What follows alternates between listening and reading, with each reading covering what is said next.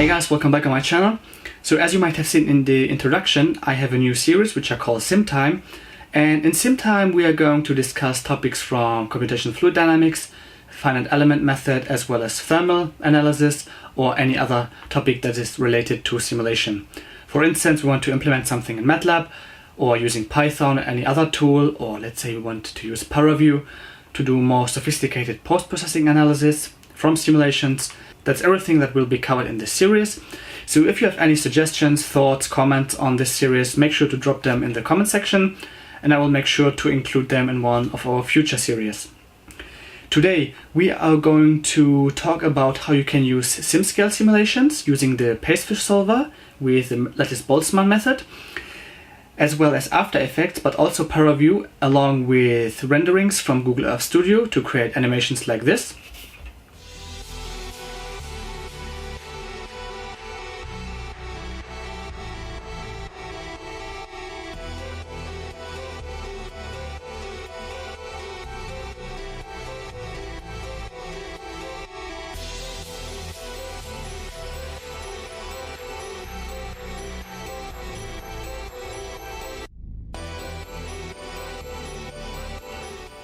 Looks amazing, right?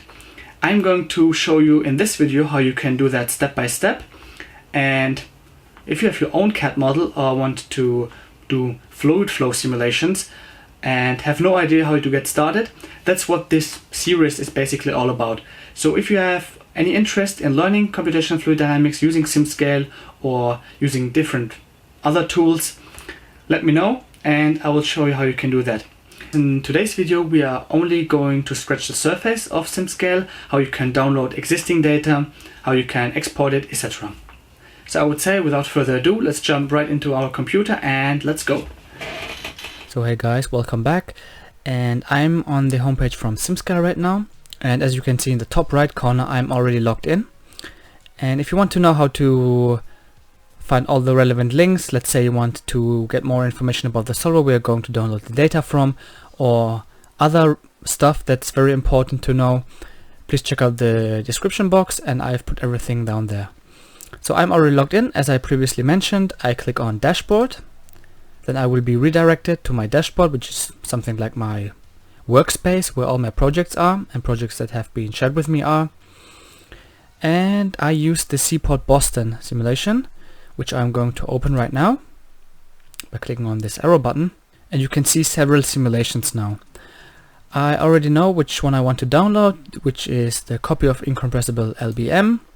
Then I go to simulation runs.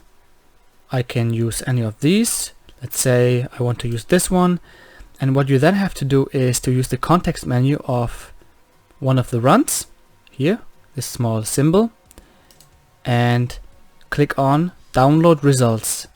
You can also see the results inside the workbench by clicking show results, but we want to download the results in order to use it for further post-processing. So that's what I've already done, and once you have done that you can switch to ParaView in order to visualize the results of the simulation run, which we are going to do now. So right now we are in ParaView, and you can download that for free. It's an open source tool to do post-processing analysis and animations. We are going to open the project that we have just downloaded from SimScale, so I click on this open icon. Then I will choose the export long case. I have renamed my unzipped folder. You can name it however you want. I double click on it and I will open the so-called .case file. I click on it, click OK, and it's not imported yet. I have to click on apply, and once it has been loaded you can see it on the screen right here. We want to change now, let's say we want to visualize the velocity. Then we go to velocity. I don't really like the color scheme, which goes from this dark blue to this reddish color, so I'm going to change that by clicking on this icon here, which is called edit color map, which will open another menu. Then we go on this folder with the red item, which is choose presets, and which I really like is the jet color map. Choose that, close that one, close that one. So we are going to have a look at the last frame of our simulation, which looks like this, and I really like that color, so I think we're going to use that. What I also want to do is to remove the coordinate system, which is quite daunting to have in the visualization. So I just click on this, show orientation axis, turn it off, and I will also turn off the legend in order not to have it in my images that will be exported. For that I click on this toggle color button right here, and that's it. What we're going to do now is to use this view from the top and then rotate it a bit. You can use the shift key, hold the shift key and use the left mouse key to do so. What I will do now is to zoom in a little bit. I can use the control key, so I hold the control key and use my left mouse key again to zoom in or out according to your needs. Maybe I rotate it a little bit, get it like that. This looks good to me. So what we are going to do now, or in the next step, is we click on File, Save Animation. So I would export it right here. You give it a specific name, let's say test in this case. What I would recommend is create a new folder, call it, let's say, Demo YouTube. Go in there and call it test.png, and that will increase or increment the number of the files by itself. We click OK, and one important thing to note here is that you have to click this transparent background option. Otherwise you have this grayish background, which is not very pleasing. So you click on transparent background, leave everything as it is, and click OK. And once you click OK, it will export the images frame by frame, which might take some time. But we're not going to do that. You can do it by yourself if you want. I already have exported every picture that I need. Once you have exported the pictures, you can see in your folder how it looks like. So it looks like this. It starts with the first frame and ends with the last frame, trivially. So this is the last frame. Looks good to me. So very good. The next thing we are going to cover right now is Google Earth Studio. For that I'm going to switch into my browser. So now we are on the homepage from Google Earth Studio, which is earth.google.com/studio/. We can use existing presets, so to speak, that I have used in my preview, which is Zoom to. You can also orbit around objects, use spiral, fly to and then orbit, or going from point to point. But we're going to choose an easy solution right now, which is Zoom to. So what do we need right now? Send me a message like location. I cannot get rid of memes, as you might see. So we type in our location now. That is Boston Seaport. That's the location where we have exported the data from SimScale. There it is. It doesn't matter if it's now only hotel, we can zoom out. With the left mouse key you can pan. We can also zoom by using the scroll wheel. We can zoom in and out by using the control key and using the right mouse key, like this.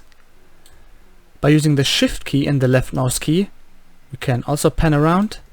And by using the alt key and the left mouse key, we can change the orientation like this.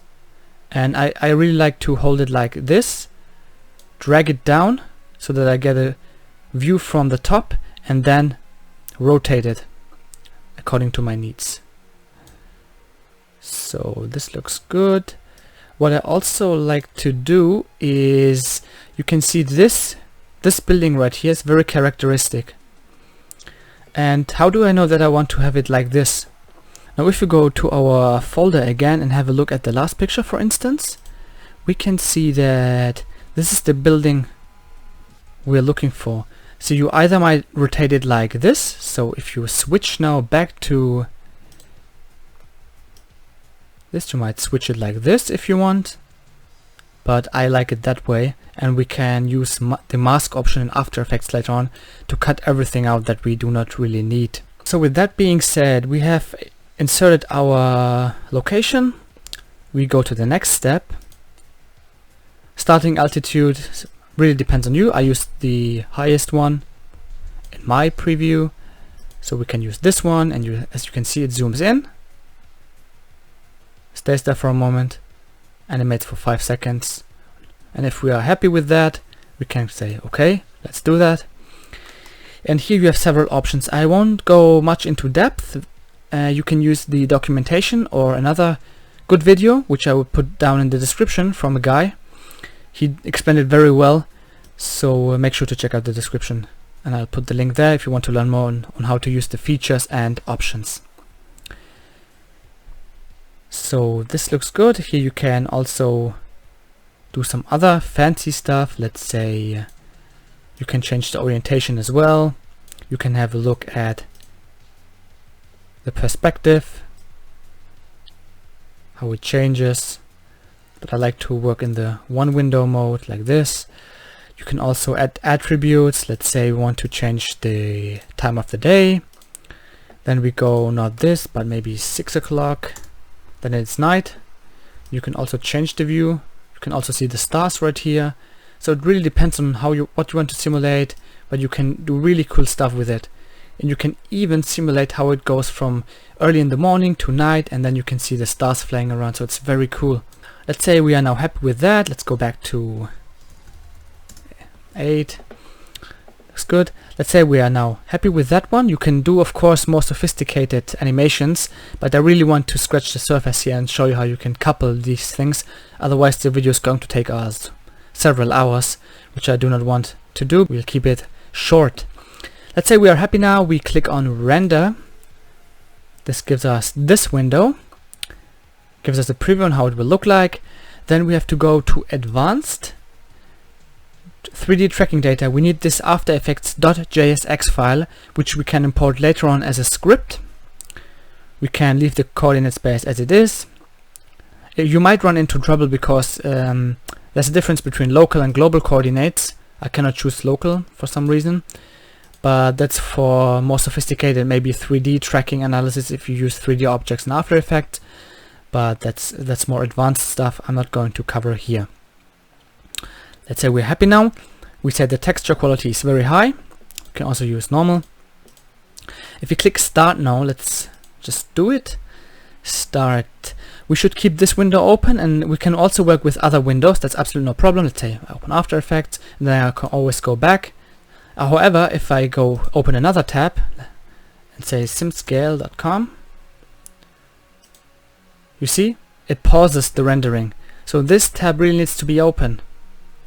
I close this, continue rendering.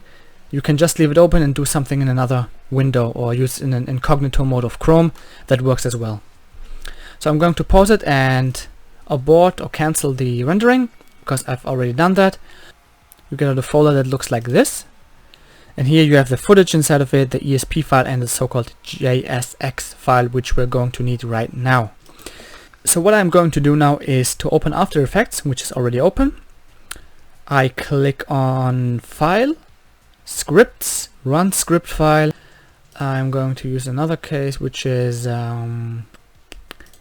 Boston to Google Earth Static, because it's a static, it's not rotating. I did not use an orbit.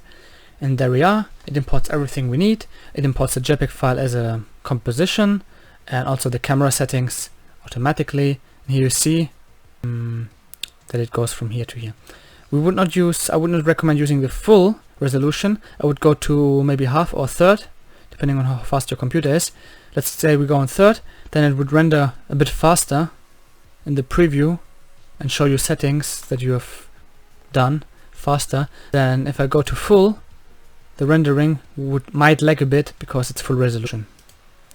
So I go on third always to work a bit more efficiently and more faster. What I do next is I import file. Then I go to the thing we have created, the folder we have created, which is export long case. It's on that one. Fuck.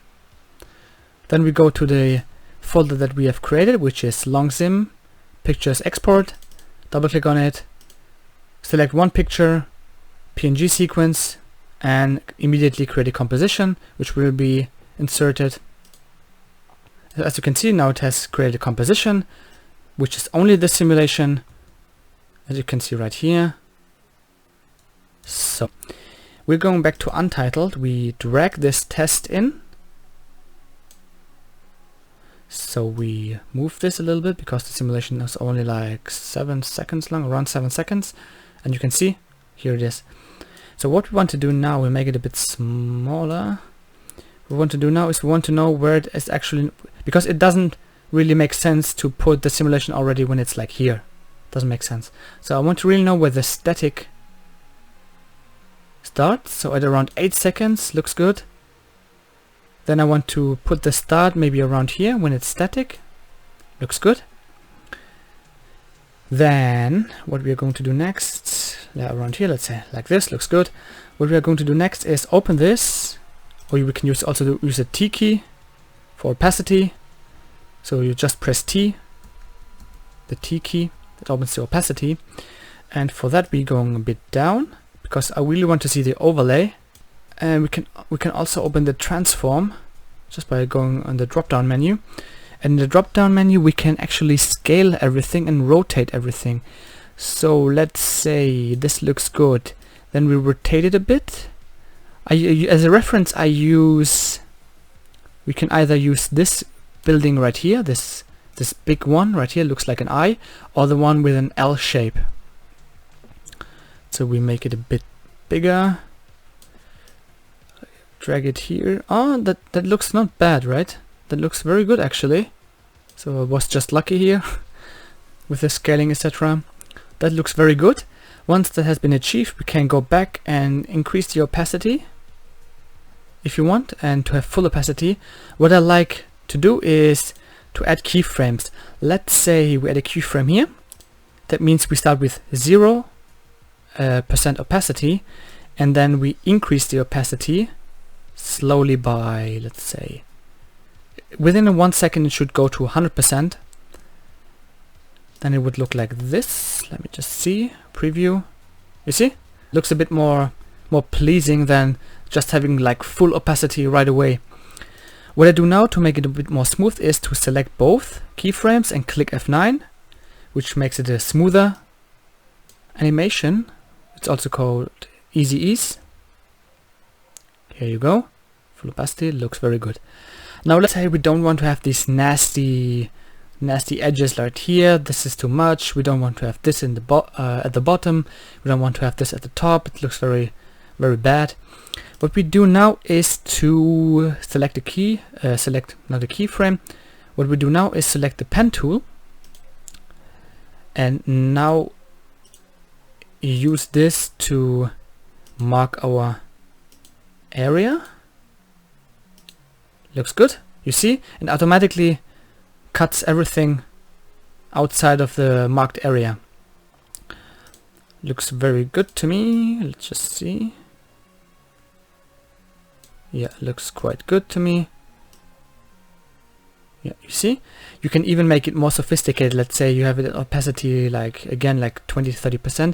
Then you also go like around the corners, cut this away, and maybe make it more round, not to be too edgy here. So yeah, you see, this is how it looks like. So once you get your head around it, it's very easy, but you really have to know what keys to use, etc. And of course you can make it more sophisticated, like by using orbit around, which is a bit more complex. But as I mentioned, I'm just scratching the surface here of the possibilities. You can play around with the tool as you want, use it for your own cases, and if you do, please make sure to tag me and I'll have a look at your simulations. I'm pretty sure you can do very amazing stuff with it, and I cannot wait to see your results. So once we are satisfied with our simulation, I always make sure to run it again to see if everything looks good and we have no glitches in it. Okay, yeah, looks smooth. There we are. Looks amazing, right? Very cool. What we want to do next is, here, if we are now satisfied, we click Control M like Mamma Mia or whatever. So there we are. Output module is fine. AVI file, RGB is also fine. Just click OK, it's okay. Then the output 2 is also fine. You can change the location if you like. And once you're happy with that, you click on render and your movie is finished. You can present it to your colleagues, show it to your friends, and also use it for presentations. I mean, why not? And that's basically everything you need to know for your own simulations. If you have any questions, as always, feel free to ask me, contact me on Instagram, on Twitter, wherever you like. And thanks for listening, and that's it. So guys, I hope that you liked this very cool series on how you can couple simulation with Google Earth Studio. As I already mentioned, you can use your own CAD models to perform similar simulations, and I will put a link down in the description from another case that my colleague has simulated. You can use the 432 Park Avenue existing simulation, export these data to your machine, and try to perform your own cool animations with it. And if you do so, please feel free to tag me on the social media channels, and I will make sure to comment them and share them with other people.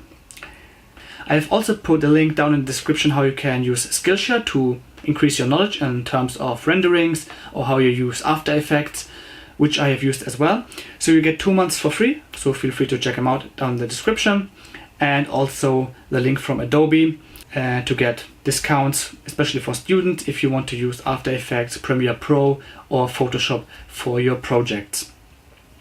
Other than that, I hope that you liked the video. Make sure to hit the like button, smash it as always. Make sure to subscribe if you haven't already. Make sure to hit the notification bell to stay up to date with the latest videos that I'm uploading. And as always, make sure to keep engineering your mind. And see you in the next one. Peace.